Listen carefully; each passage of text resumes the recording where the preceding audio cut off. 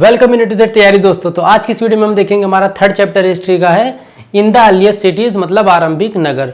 ठीक है, ये जो सीरीज है आपकी सीटेट पेपर 2 वालों के लिए स्पेशली है। ठीक है, जब ये कंप्लीट हो जाएगा क्लास 6 के सारे चैप्टर तो जितने भी क्लास 6 से क्वेश्चन आए होंगे सबका एक वीडियो बना देंगे, जिससे कि आपको ये पता हो कि किस चैप्टर से लगभग कहाँ से क्वेश्चन एग्जाम्स में आते हैं। ठीक है, या जो आ चुके होंगे तो आप अंदाज़ा लगा सकते हो, जैसा कि हमने क्लास 6 की ज्योग्राफी वाली सीरीज में किया है। ठीक है, एनसीईआरटी बेस्ड है क्योंकि हमारा एग्जाम में पेपर 2 में एनसीईआरटी बेस्ड आएगा। ऐसे तो क्या बोलते हैं, अगर हम किसी सिविलाइजेशन के बारे में पढ़ें या किसी पीरियड के बारे में पढ़ें तो बहुत बड़ा चैप्टर हो जाएगा। ठीक है, लेकिन हमें इससे उतने से मतलब जितना हमारे एनसीईआरटी में दिया, क्योंकि एग्जाम में उतना ही क्वेश्चन आएगा। ठीक है, बाहर से कुछ नहीं आएगा। तो 6 to 8 की एनसीईआरटी आपने अगर अच्छे से पढ़ ली तो फिर अब पेपर कहीं से भी बन जाए, क्योंकि अब जो पेपर बन रहे हैं किसी भी एग्जाम को आप ले लो, खासकर टीचिंग एग्जाम्स के, क्योंकि स्कोप बढ़ रहा है इनका, लोग ज़्यादा इसमें पार्टिसिपेट कर रहे हैं कॉम्पिटिशन में, तो हो क्या रहा है कि जो क्वेश्चंस बन रहे हैं थोड़ा डीपली बन रहे हैं। ठीक है, इसलिए आप थोड़ा अच्छे से कायदे से पढ़ लो यहाँ पर। तो अब देखो, भले वीडियो आपको बोरिंग लगे, लंबा लगे, कुछ भी लगे, कम से कम यहाँ जो कंटेंट मिलेगा अपने कॉपी में नोट कर लो, या जो नोट्स हम पीडीएफ में प्रोवाइड करेंगे उतना कर लोगे तो भी आपका काम हो जाएगा, अगर आप सेल्फ स्टडी अच्छे से कर पाते हो तो। ठीक है, वरना बाकी अगर गाइडेंस के साथ पढ़ना तो फिर आप चैनल से जुड़े रहो। तो चलो अब स्टार्ट करते हैं। सबसे पहले देखो, यहाँ पर हम समझते हैं कि जो चीज़ें हमारी आरंभिक नगर में, अगर हम बोले कि गलती कि कब ये सब चीज़ें हमें पता चली। ठीक है, तो आज से 150 साल पहले, ठीक है, सबसे पहले हमें पता चलता है कि आज से जो 150 साल पहले जब पंजाब में रेलवे लाइन का काम चल रहा था। ठीक है, मतलब ट्रेन की पटरियां बैठाई जा रही थी। ठीक है, कहाँ पर? पंजाब में। और ये पंजाब तब कौन सा पार्ट था? पाकिस्तान वाला। ठीक है, तो यहाँ पर इंजीनियर्स को क्या मिला है कि वहाँ पर उन्होंने देखा कि ढेर सारे कुछ पुराने ईंटें हैं। ठीक है, अब वो ईंटों की अगर क्वालिटी बात करें तो बहुत अच्छी क्वालिटी में थे, काफ़ी अच्छे से बेक्ड थे, मतलब जो ईंटों को पकाया जाता है भट्टों में। ठीक है, तो मतलब काफ़ी अच्छे से पके हुए थे, मतलब मजबूत ईंटें थे। ठीक है, अब इन लोगों ने क्या किया, जो यहाँ के इंजीनियर्स थे, इन लोगों ने दिमाग लगाया कि जितने भी यहाँ पर ऐसे ईंटें हैं इन सबको हम निकाल लेते हैं और अपने रेलवे वाले लाइन में जितना भी काम पड़ रहा है वहाँ पर हम इसको यूज़ कर लेते हैं। ठीक है, तो उन्होंने कई हज़ार ईंटें यूज़ किया।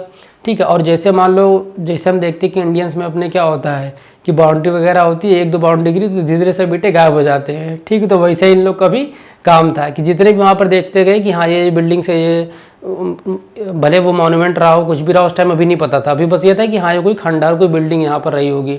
ठीक, तो वहाँ से ईंटें सब निकाल के इन लोगों ने यूज़ कर लिया। उसके बाद यहाँ से 60-70 साल बाद, ठीक है, अगर हम बात करें एग्जैक्ट तो 70 साल बाद, मतलब आज से 80 साल पहले।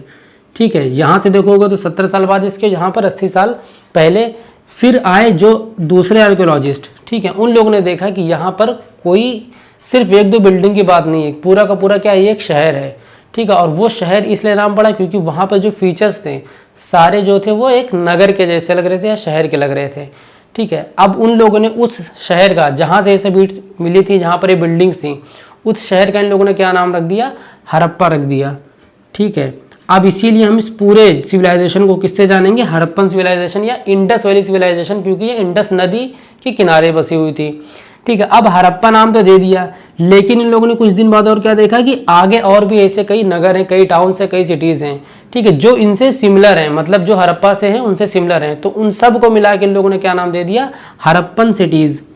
ठीक है, कि मतलब ये सब हड़प्पन सिटीज़ हैं। ठीक है, ये तो कहानी ये थी कि कैसे इनका एक बैकग्राउंड हम बता सकते हैं कि पता चला कि हाँ यहाँ पर कोई सिविलाइजेशन रहती थी। ठीक है, पहले क्या किया, सिर्फ ईंटों का इस्तेमाल कर लिया, चले गए। ठीक है, 60-70 साल बाद जब आर्कियोलॉजिस्ट है उन लोगों ने थोड़ा ध्यान दिया, वहाँ पर दिमाग लगाया, तो क्या पता चलता है खोजबीन से कि यहाँ पर लोग रहते थे। ये पूरी की पूरी कोई कॉलोनी टाइप थी, सिटीज़ थे, सिर्फ एक ही सिटी नहीं, तमाम सिटीज़ एरिया में। ठीक है, तो सबका नाम क्या दे दिया? हड़प्पन सिटी। इसलिए इसको हम जानते हैं इंडस वैली सिविलाइजेशन के नाम से भी जानते हैं। ठीक है, और हड़प्पन सिविलाइजेशन के नाम से भी जानते हैं। ठीक है, और हिंदी में बात करें तो सिविलाइजेशन। ठीक है, और इंडस को हम क्या बोलते हैं? सिंध नदी। ठीक है, इसी से हिंदी में भी नाम पड़ गया आपका। तो अब ये तो हो गई हमारी बैकग्राउंड की बात हो गई। ठीक है, अब देखो हम बात करते हैं कि ये जो शहर थे, इनको शहर क्यों बोलते? तो कुछ ना कुछ तो इनकी क्वालिटीज़ होंगी, फीचर्स होंगे। ठीक है, उन फीचर्स को समझते हैं। ठीक है, तो बारी बारी हम उसको पॉइंट वाइज लिख लेंगे ताकि आपको ज़्यादा टाइम ना लगे। ठीक है, इसलिए देख के आप समझ जाओगे। तो फटाफट हम उनको पॉइंट्स वाइज लिख लेते हैं कि क्या क्या इसमें क्वालिटी थी और जो एग्ज़ाम में आपसे पूछ भी लेता है। ठीक, ठीक है। देखो अब अगर हम बात करें कि यहाँ पर कुछ इसके फीचर्स की, तो सबसे पहली बात तो जो हड़प्पा सिटी आपका सबसे पहला शहर है जो खोजा गया। ठीक है। दूसरी बात यहाँ पर देखो तो 4700, अब अगर यहाँ पर हम बात करें कि लोग रहते कब थे, तो 4700 साल पहले लोग रहते थे, मतलब ये शहर 4700 साल पहले बना हुआ था। ठीक है, विकसित हुआ था और लोग यहाँ पर रहते थे। और इस शहर की अगर हम बात करें तो इसके जो शहर होते थे ये 2 या 2 से अधिक पार्ट में इनको बांटा जाता था। अब ये चीज़ हमें कैसे पता चलती है, अगर यहाँ की कॉलोनी के इनके घरों की बात करें तो इस तरीके से रहता था कि जो वेस्टर्न वाला पार्ट होता था, ठीक है, मतलब जो इस साइड का पार्ट होता था वेस्टर्न वाला, इस पार्ट में देखा गया कि एरिया तो ये कम कवर करते थे। ठीक है, मतलब घर ज़्यादा नहीं बने थे, मगर जितने भी घर बने थे सब क्या ऊंची इमारतें थी। ठीक है, इसीलिए उनको क्या बोला जाता था, अपर टाउन बोला जाता था। ठीक है, या उच्च शहर बोला जाता था। और ये जो ऊंचे टाउन्स थे इनमें जो घर बनते थे उनको हम सिटेडल बोलते थे। ठीक है, इंग्लिश में सिटेडल बोलते हैं और हिंदी में इसको दुर्ग कहते हैं। ठीक है, जो फोर्ट टाइप होता है, ठीक है, उस टाइप के घर उच्च वाले पार्ट में पाए जाते थे, मतलब जो वेस्टर्न पार्ट था। और जो ईस्टर्न पार्ट था, यहाँ पर अगर हम बात करें तो यहाँ पर एरिया ज़्यादा कवर करता था, मतलब घर ज़्यादा होते थे, लेकिन क्या होते थे, सब लोअर टाउन कहा जाता था, क्योंकि यहाँ पे ज़्यादा ऊंची बिल्डिंगें नहीं होती थी। ठीक है, सब निचले या 1-2 फ्लोर के ऐसे होते थे। तो अब ये चीज़ आप समझ सकते हो कि इधर जो अपर टाउन वाले थे, अगर इधर घर ऊंचे थे, हमने देखते भी हैं कि जो शहर की साइड अगर आप देखो तो शहर में क्या खूब ऊंची ऊंची बिल्डिंग्स होती हैं, उससे हम क्या अंदाज़ा लगाते हैं कि इस तरफ वाले जो होंगे ज़्यादातर अर्बन वाले होंगे, तो मतलब इधर के लोग रिच भी होंगे, अमीर भी होंगे, या फिर कोई वीआईपी लोग होंगे। ठीक है, और इधर अगर हम देखें तो क्या है, गरीबों की संख्या ज़्यादा रहती है, तो फैलाव ज़्यादा उनका रहता है। ठीक है, बाकी ऊंचे ऊंचे घर उतने नहीं रहते हैं। तो यहाँ से ये पता चला गया कि यहाँ पर रूलर्स और प्रीस्ट ये सब जो रहते थे, ठीक है, पंडित या फिर क्या बोलते हैं, जो उस टाइम पे भी जो फादर्स वगैरह, इन लोगों का घर इस तरफ रहता था। ठीक है, और जो वीआईपी लोग होते थे, रूलर्स होते थे या उनके घर घराने वाले, उनका, और बाकी इधर जो नॉर्मल पब्लिक होती थी वहाँ की, उनका घर रहता था। ठीक है, तो वो सब लोअर टाउन में आते थे और बाकी लोग अपर टाउन में। अब आपको यहाँ बस इतना याद रखना है कि 2 भागों में बांटा गया था। ठीक है, हड़प्पन सिटी को एक आता है आपका अपर और एक आता है आपका लोअर। ठीक है, बस इतना याद रखना है। और यहाँ की अगर हम ब्रिक्स की बात करें तो यहाँ पर जो दीवारें बनाई जाती थी वो इंटरलॉकिंग पैटर्न पर बनाई जाती थी। ठीक है, अगर यहाँ पे फोटो आ रही होगी तो आप देख सकते हो इंटरलॉकिंग पैटर्न इस तरीके से होता है। ठीक है, उसके बाद बाकी उनको फिर प्लास्टर वगैरह सब कर दिया जाता था। अब ये तो हो गई इस शहर की नॉर्मल सी बात कि क्या क्या यहाँ पर जो फीचर्स हैं। ठीक है, अभी और भी फीचर्स हैं अच्छे अच्छे। मेन तो आपका बस एनसीईआरटी के हिसाब से अगर हम चल रहे हैं तो जिस पैरे में जितना हमको लगता है कि हाँ ये काम का है तो बस आपको यहाँ पे हम बता देते हैं। ठीक है, अब इसके हम बात करते हैं कुछ शहरों की, जैसे मोहनजोदाड़ो। ठीक है, और भी 1-2 शहर हैं, उनकी क्वालिटीज़ के बारे में, प्लस वहाँ से क्या क्या मिलता है उनके बारे में। ठीक है, तो चलो वो भी देखते हैं। बात करें सबसे पहले जो शहर की, तो सबसे पहला शहर हमारा था जो सबसे फेमस है, मोहनजोदाड़ो। ठीक है, अब ये जो शहर था, पहली बात तो ये एक वजह से फेमस है क्योंकि यहाँ पर कौन सी चीज़ पाई गई थी, द ग्रेट बाथ। ठीक है, द ग्रेट बाथ, मतलब आप कह सकते हो उस टाइम का सबसे बड़ा बाथरूम था ये, स्विमिंग पूल टाइप था ये, आप ये कह सकते हो। प्लस मोहनजोदड़ो को और क्या बोलते हैं, इसको हम बोलते हैं द माउंट ऑफ डेथ।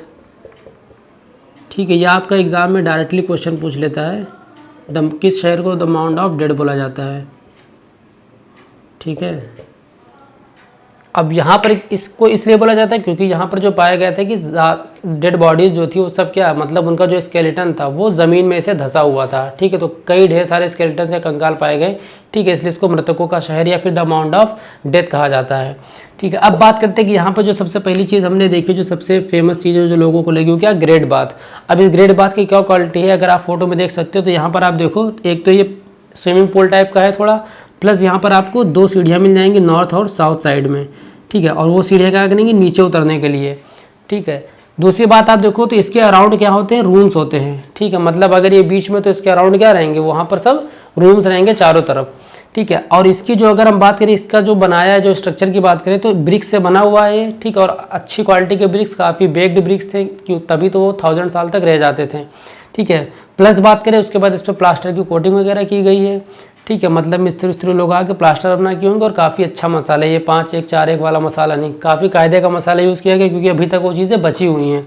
ठीक है, और उसके बाद अब यहाँ पर वाटर को टाइट करने के लिए कि मतलब कोई स्पेस ना रह जाए जहाँ से वाटर लीक हो जाए, इसके लिए इन लोगों ने नेचुरल तार का यूज़ किया है। तार जो आप देखे होंगे रोड बनाते टाइम, डामर शायद बोलते हैं। ठीक है, उसका यूज़ किया है ताकि क्या बोलते हैं, कोई भी वहाँ पर लीकेज ना हो पानी का। ठीक है, अब अगर बात करें कि पानी ये आता कहाँ से था, इसमें भरता कहाँ से था। ठीक है, निकालने के लिए भी वहाँ पर मामला था, लेकिन कहाँ से पानी आता उसके लिए अगर देखें तो वेल्स से, मतलब कुओं से पानी आता था इसमें। ठीक है, और अगर बात करें कि यहाँ पर था तो सबके लिए, ये पब्लिक्स के लिए भी, नॉर्मल के लिए भी और रूलर्स वगैरह के लिए भी, लेकिन रूलर्स लोग क्या ओकेजनली आते थे, मतलब किसी उत्सव वगैरह में। ठीक है, उसके या फिर कोई रस्म वसम होती होगी तो उस टाइम आते थे बस, मतलब कभी कभार साल में। ठीक है, वो लोग आके अपना डुबकी लगा के चले जाते थे। तो ये मामला था रूलर्स का, ठीक है। बाकी पब्लिक उसको यूज़ करती थी नहाने के लिए, कपड़ा धोने के लिए, हर चीज़ के लिए, ठीक है। अब अगर हम बात करें यहाँ पर कि मोहनजोदाड़ो में एक चीज़ और आप देख सकते हो, यहाँ पर मोहनजोदाड़ो या हड़प्पा, यहाँ पर स्टोर हाउसेज भी पाए गए थे, ठीक है। तो एक चीज़ और नोट कर लेना, स्टोर हाउसेज, ठीक है, मतलब भंडार गृह जिसे बोलते हैं, ठीक है, इसको बोल देते हैं हम भंडार गृह, ठीक है, क्योंकि हिंदी वालों के लिए भी इम्पोर्टेंट है। तो कभी कभी डायरेक्ट क्वेश्चन आ जाता है कि पहली बात तो ये तो बहुत आसान है कि ग्रेट बात किस शहर का पार्ट है, तो मोहनजोदाड़ो का आपको पता है। स्टोर हाउसेज या भंडार गृह किस शहर का पार्ट है, तो मोहनजोदाड़ो। और अगर ऑप्शन में मोहनजोदाड़ो हड़प्पा दोनों है तो दोनों हो जाएगा आपका, ठीक है। चलो अब बात करते हैं, दो शहर और हैं यहाँ पर, एक है आपका लोथल और एक है आपका कालीबंगन, ठीक है तो अभी भी बहुत शहर, मतलब अगर आप इसकी बात करो हड़प्पन सिविलाइजेशन की, ठीक है, लेकिन आपके एनसीईआरटी के हिसाब से बता रहे हैं, जितने का नाम आया बस उतने ही का आपको काम भी है, ठीक है। अगर हम बात करें और भी दो शहरों की, तो जो है हमारा एक है लोथल और एक है आपका कालीबंगन।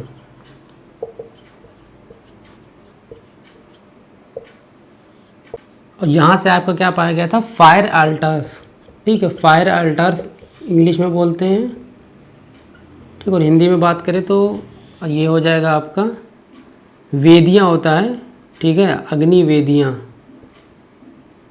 ठीक है, अग्नि वेदियाँ या हाँ वेदियाँ ही होगा, या वेदी भी बोल देते हैं अगर सिंगुलर बोले तो, ठीक है। अग्नि वेदियाँ पाई जाती थी, ठीक है, जो आपने देखा होगा कि जिसमें आग वाग वगैरह लकड़ी डाल के जलाते हैं, ठीक है, वो कहाँ पे पाया जाता था, लोथल और कालीबंगन, ठीक है। ये चीज़ हो गई आपकी।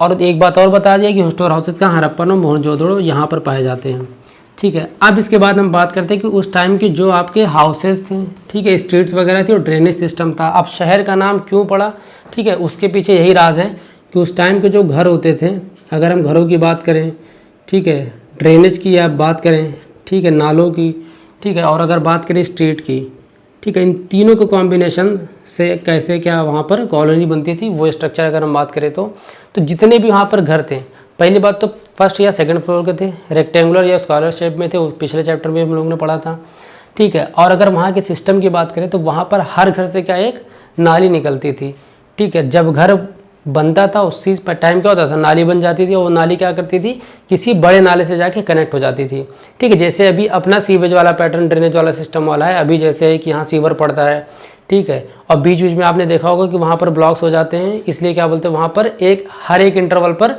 आपको एक ढक्कन देखने को मिल जाता होगा रोड पे, जहाँ से पानी बारिश में बहने लगता है, ठीक है। वो इसलिए होता है ताकि आप वहाँ से उसको क्लीन कर सको, सफाई कर सको। तो सोचो उस टाइम मतलब 4700 साल पहले के लोग, ठीक है, इस चीज़ का इतना ध्यान रखते थे कि हर जगह इंटरवल पर उन लोगों ने क्या किया था कि एक एक बना दिया था कि हाँ भैया यहाँ पे खोल के यहाँ पे क्लीन कर लो, ताकि ड्रेनेज अपना पूरा क्लियर हो जाए, ठीक है। तो ये वहाँ पर था। दूसरी बात, वहाँ की जो स्ट्रीट्स थी, ठीक है, मतलब आप ये कह सकते हो कि रोड्स की लगभग 9 फीट 12 फीट ऐसी चौड़ी चौड़ी रोड रहती थी, ठीक है। और क्या होता था कि हर एक रोड दूसरे रोड से कनेक्ट रहती थी इस तरीके से कि मतलब कोई वहाँ पर अगर रश भी हो या भीड़ वगैरह भी हो, कुछ भी हो, मतलब जितनी चीज़ें हम अभी सोचते हैं ना, ये चीज़ें वहाँ पर सब पहले से मौजूद थी, ठीक है। जिस हिसाब से अभी हम लोग का घर बना है कि हाँ यहाँ पर घर रहेगा तो इधर से रोड गई, इधर से रोड गई, इधर से रोड गई, बीच में चौराहा, ये सब उस टाइम पर भी वहाँ पर इन लोगों ने कर दिया था, ठीक है। अब अगर हम बात करें तो ये जो बनता है ना हाउसेज और ड्रेन स्ट्रीट्स, ये सब तीनों काम एक साथ होते थे, ठीक है, मतलब एक साथ घर, एक साथ ड्रेनेज सिस्टम और स्ट्रीट। तो इससे क्या होता था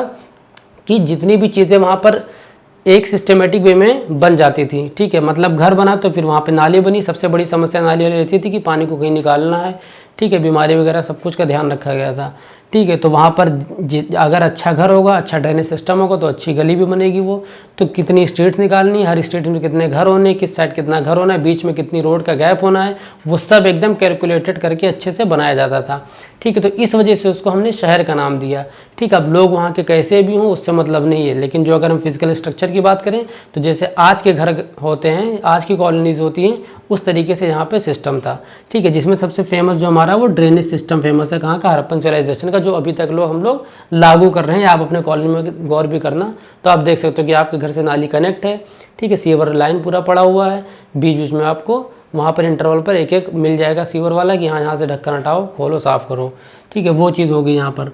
चलो अब आगे देखते हैं कि यहाँ पर जो लोगों की लाइफ थी, ठीक है, मतलब अगर हम इस सिटी की लाइफ बोले कि कैसी थी, लाइफ ऑफ सिटी। ठीक है, मतलब यहाँ के लोगों की अगर हम बात करें तो हमने उनकी नेचुरल फीचर्स और फिजिकल फीचर्स की बात कर ली। अब अगर हम इनकी बात करें तो पहली बात तो बहुत बिजी प्लेस था हरप्पन सिटी। ठीक है, एग्जाम में डायरेक्टली स्टेटमेंट दे देता है कि Harappan city was a busy city, या दे देगा कि was not a busy city, कुछ भी दे देगा। तो आपको याद रखना है बिजी सिटी, एक एक वर्ड पर ध्यान देना है यहाँ पर। ठीक है, इसीलिए इतना आपको लग रहा होगा कि लेक्चर ज़्यादा हो रहा है, लेकिन एक एक वर्ड पर आपको ध्यान देना पड़ेगा। ठीक है, सिटी बहुत बिजी रहता था। प्लस यहाँ पर जो रूलर्स थे, ठीक है, उनका काम बस यही था, क्योंकि पैसा ज़्यादा था तो क्या करते थे, कंस्ट्रक्शन ज़्यादा कराते थे। ठीक है, तो आधे से ज़्यादा पब्लिक क्या करती थी, वहाँ पर लेबरी करती थी या फिर कंस्ट्रक्शन के काम में लगे रहते थे। और इसके लिए अब कंस्ट्रक्शन भी कराना है तो खूब अच्छे से कराना है। ठीक है, क्योंकि अगर अच्छे से क्वालिटी का इतना ध्यान ना देते तो तब तक हम लोगों को कुछ पता ही ना होता। ठीक है, तो इसके लिए वो क्या करते थे, लोगों को बाहर भेजते थे, आसपास जहाँ पे भी उनको प्रीशियस स्टोन्स मिल जाएँ। ठीक है, मतलब कुछ उनको कीमती पत्थरों के लिए, ठीक है, ज़्यादातर कीमती पत्थरों के लिए भेजा जाता था, क्योंकि इससे क्या होता था कि देखने में बिल्डिंग्स की इमारतों की खूबसूरती भी बढ़ती थी और क्वालिटी भी रहती थी। ठीक है, तो ये चीज़ समझ लेना। और भी जो जो चीज़ें वहाँ पर काम आती थी, ठीक है, कहो प्लास्टर को के मटेरियल अच्छा उनको लग रहा हो कि ईरान में या अफगानिस्तान में या कहीं पर है तो वहाँ भेज देते थे। तो आधे से ज़्यादा लोग क्या, या तो बाहर अपना रहते थे, यहाँ कंस्ट्रक्शन में हेल्प करते थे कुछ लोग। ठीक है, और कुछ लोग होते थे जो लेखक होते थे। ठीक है, तो याद रखना लेखक को बोलते हैं स्क्राइब्स। ठीक है, जो वहाँ पर लेखक होते थे, और कुछ थे वो जो क्राफ्ट्स पर्सन थे। ठीक है, क्राफ्ट्स पर्सन मतलब जो शिल्पकार हम बोलते हैं इनको। ठीक है, अब जो लेखक थे इनका क्या काम था, जो आपने देखा होगा कि इस टाइम को जो आपने सील्स देखी होंगी। ठीक है, मतलब जो मोहरें उस टाइम होती थी, अब मोहर क्यों यूज़ होती थी, सील क्यों यूज़ होती थी। सील सबसे पहले समझ लो कि जो सील्स होती थी वो इसलिए यूज़ होती थी कि कोई भी मटेरियल अगर इनको ट्रांसफ़र करना हो, ठीक है, या इंपोर्ट एक्सपोर्ट करना हो, या कुछ भी कोई कॉन्फिडेंशियल चीज़ हो, तो क्या करते थे, उसको पैक करके किसी भी चीज़ में पैक कर दिया। ठीक है, और उसके मुंह पर या तो रस्सी से बांध दिया। ठीक है, अगर आपने किसी कपड़े या बोरे में कुछ में भी लपेटा, फिर उसके बाद क्या करते थे, उस पर एक क्ले होती थी, क्ले को लगा देते थे और फिर क्ले पर उस सील को थप्पा मार देते थे। तो क्या होता था कि उससे उसका जो भी इमेज होता है वो बन जाता था। अब जब वो किसी के पास जाएगा, सपोज करो पर्सन ए ने दिया पर्सन बी को, अब अगर पर्सन बी के पास वो ऐसे ही चला गया बाई हिफाजत, ठीक है, और उसने देखा कि हाँ सील अभी ओपन नहीं हुई यहाँ पर, इसका मतलब क्या है कि बीच में कहीं कुछ इंटरफेरेंस नहीं हुआ है। ठीक है, हमारा जो प्रोडक्ट हमने मंगाया था वही आया है। ठीक है, जैसे आपका अमेजन और फ्लिपकार्ट वगैरह वाले भेजते हैं या जोमेटो वाले भेजते हैं। ठीक है, वो एक तरीके से अगर टेप लगाते हैं जोमेटो का, किस लिए लगाते हैं कि हाँ ये रहे आपको कि हाँ ओपन नहीं हुआ बीच रास्ते में। ठीक है, वो सील इसलिए यूज़ होती थी। ठीक है, प्लस उस सील पर कुछ ना कुछ लिखा होता था, और जो लिखा होता था वो आज तक किसी ने नहीं जान पाया, कोई भी आर्कोलॉजिस्ट, कि उस पर लिखा क्या रहता था। ठीक है, क्योंकि वो लैंग्वेज ही नहीं किसी को समझ में आई कि वो लिखा भी, उसमें इमेज भी बनी, सब कुछ है, तो लैंग्वेज अभी तक हमको अननोन है। तो जितना भी ये सब हम देख के जो अपना दिमाग वो लोग लगा सकें, उनके बेसिस पे ये सब थ्योरीज निकली हैं। ठीक है, लेकिन अगर बात करें तो इंडस वैली सिविलाइजेशन में जितने भी लेख मिले हैं, कोई उनको पढ़ नहीं पाया, नहीं समझ पाया है। ठीक है, अब अगर हम बात करें जो क्राफ्ट्स पर्सन होते थे, अब देखो क्राफ्ट्स पर्सन क्यों बोला जाता है, सीटेट वाले अच्छे से ध्यान देना कि हम लोगों में क्या होता है कि बायस्ड नहीं होना चाहिए। ठीक है, या स्टोरी टाइप जितने भी आता है कि हाँ लड़की बैंक मैनेजर हो सकती है, लड़का ही बैंक मैनेजर हो सकता है, लड़का ही आर्मी में जा सकता है, लड़की नहीं जा सकती। इस वजह से कोई भी प्रोफेशन हो, ठीक है, वहाँ पर जैसे हमने वर्ड किया, अगर एक यूज़ किया हमने चेयरमैन, ठीक है तो एक कॉमन वर्ड। ठीक है, हम लोग बोल देते कि इसका चेयरमैन कौन है, भले वो औरत ही हो, इसलिए इसको हम बोलेंगे जो इसका सही वर्ड होगा वो होगा चेयर पर्सन, क्योंकि पर्सन में मेल और फीमेल दोनों आ जाता है। ठीक है, इस चीज़ का ध्यान देना। तो कभी भी अगर ऑप्शन में आ जाए आपका, ठीक है, तो चेयर पर्सन को आप चूज़ करना। क्यों, क्योंकि यहाँ पर मेल और फीमेल दोनों आ जाते हैं। तो यहाँ पर भी क्राफ्ट्स पर्सन इसीलिए यूज़ हुआ क्योंकि कुछ क्राफ्ट्स मतलब जो शिल्पकारी होते थे वो कुछ फीमेल्स होती थी और या कुछ मेल होते थे। ठीक है, अब लेखक का काम क्या था, बता दिया हमने कि सेल्स वगैरह कुछ पे भी उस पर इंप्रेशन कुछ लिखना, ये चीज़ काम करते थे। जो क्राफ्ट्स पर्सन जो शिल्पकारी होते थे क्या करते थे, कुछ ऑर्नामेंटल चीज़ें बनाते थे, मतलब जो ज्वेलरी में यूज़ हो। ठीक है, कुछ अपने घर ही में बना लेते थे। ठीक है, अपने घर में बनाते थे, और कुछ शॉप्स वर्कशॉप होती थी। ठीक है, अब बिजी सिटी था तो जाहिर सी बात है दुकानें उकानें भी होंगी, तो कुछ लोग क्या वर्कशॉप में बनाते थे किसी रूलर के लिए, ठीक है, उनके घर आने वालों के लिए या अपने लिए। ठीक है, इस तरीके से क्या ऑर्नामेंट्स बनाते थे, और जो ऑर्नामेंट्स बनाते थे उनमें कुछ ऑर्नामेंट्स है जो यहाँ पर इमेज हम लगा देंगे, जैसे आपका बीड्स हो गया, ठीक है, ब्लेड्स हो गए। ठीक है, तो ये सब क्या कुछ ऑर्नामेंट्स हो गए जो उस टाइम पर बनाया जाता था। ठीक है, अब अगर आप इमेज में देख रहे होगे तो किस तरीके से खूबसूरती से बनाया गया है। ठीक है, बीच में एक एक ऑर्नामेंट में होल भी किया है, फिर थ्रेड भी डाला है। ठीक है, ताकि उससे गले में बांध सकें। ठीक है, ये सब चीज़ें वहाँ पर। बात करें तो एक बहुत फेमस स्टैचू आपने देखा होगा, स्टोन स्टैचू है वो, किसका, किसी बियर्डेड मैन का। ठीक है, जिससे कहीं कहीं पर लोग उसको प्रीस्ट बोल दिए हैं क्योंकि उसका जो लुक था इस वजह से, जैसे कि आप पिक्चर में देख सकते हो, ठीक है, बियर्डेड स्टोन। अब यहाँ बियर्ड पे इतना ध्यान क्यों दिया गया है, बियर्डेड मैन का स्टैचू है, क्योंकि यहाँ पर अगर आप देखो तो उस टाइम की अगर आप आर्ट की बात करो या क्राफ्ट वर्क की बात करो तो इतना एक्यूरेसी के साथ बनाया जाता था कि वहाँ पर आपको क्लियरली मेंशन नहीं दिख रहा होगा कि हाँ कैसे कैसे बियर्ड का डिज़ाइन है, ठीक। और ये चीज़ें अभी तक मौजूद हैं, ठीक है। तो ये चीज़ इस बात की प्रूफ देता है कि हाँ उस टाइम के लोग काफ़ी टैलेंटेड के साथ साथ क्या उनकी स्किल्स भी अच्छी थी। और दूसरी बात यहाँ पर अगर आप देख सकते हो तो एक एम्ब्रॉयडरी वाली एक शॉल है, ठीक है, मतलब उसको आप कह सकते हो जो नॉर्मल शॉल होती है इस पर डिज़ाइन बनी है, ठीक है। तो इससे क्या प्रूफ मिलता है कि यहाँ पर इसका मतलब कॉटन से थ्रेड बनाना चालू कर दिया था, तभी तो ये शॉल बना पाए। क्योंकि देखो क्या होता है, कॉटन हमें कहाँ से मिली थी, सबसे पहले मेहरगढ़ से मिली थी, ये हमने पिछले चैप्टर में पढ़ा था। तो कॉटन हमें कहाँ देखने को मिल जाती है, मेहरगढ़ में। अब इस कॉटन से थ्रेड बनाने के लिए जो प्रोसेस यूज़ हुआ, अब कैसे हम कह सकते हैं कि कॉटन से थ्रेड बनाना चालू कर दिया था इन लोगों ने, क्योंकि यहाँ पर एक तरीके से आप कह सकते हो टूल औजार पाया गया था जिसको बोलते हैं स्पिंडल वर्ल बोलते हैं, जिसे स्पिंडल वर्ल्स, ठीक है। ये अगर हो सकेगा तो पिक्चर दिखा देंगे। वैसे होता है ऐसे कुछ इस तरीके से होगा कि यहाँ पर एक आपका स्पिंडल हो जाता है, ठीक है, इस तरीके से होता है, ठीक है। अब जो कॉटन होगा, ठीक है, सपोज़ करो कि यहाँ से आपने कॉटन का यूज़ किया, ठीक है, वो इसमें नहीं जाएगा, घूमते घूमते क्या होगा, इधर से थ्रेड बनना चालू हो जाएगा, ठीक है। मतलब जैसे इधर से आपने कॉटन डाला, इधर से आपको थ्रेड निकलता हुआ मिल जाएगा, ठीक है। तो इस डिवाइस की वजह से या इस टूल्स की वजह से, इस टूल की वजह से पता चल गया हमें कि हाँ वहाँ पर कॉटन से थ्रेड बनाने का यूज़ हो गया था और ये जो भी डिज़ाइन है ये एम्ब्रॉयडरी है, ठीक है। तो मतलब उसको थोड़ा रियलिस्टिक वे में बनाया गया था। तो ये तो होगी, चलो इसकी बात, स्टैचू की बात होगी। ये भी एग्जाम में क्वेश्चन आ जाता है कि बियर्डेड मैन स्टैचू कहाँ से मिलता है, तो कहाँ से मिला, ये हमें मोहनजोदाड़ो से मिला हुआ है, ठीक है, मोहनजोदाड़ो, ये चीज़ याद रखना। अब देखो बात करते हैं कि इस टाइम जो रॉ मटेरियल्स, मतलब जो कंस्ट्रक्शन के लिए यूज़ होते थे या ऑर्नामेंट्स में, ज्वेलरी में यूज़ होते थे, ठीक है, वो कहाँ कहाँ से हमें मिले, उनकी एक लिस्ट है, तो यहाँ पर बना दे रहे, वो आप देख लेना।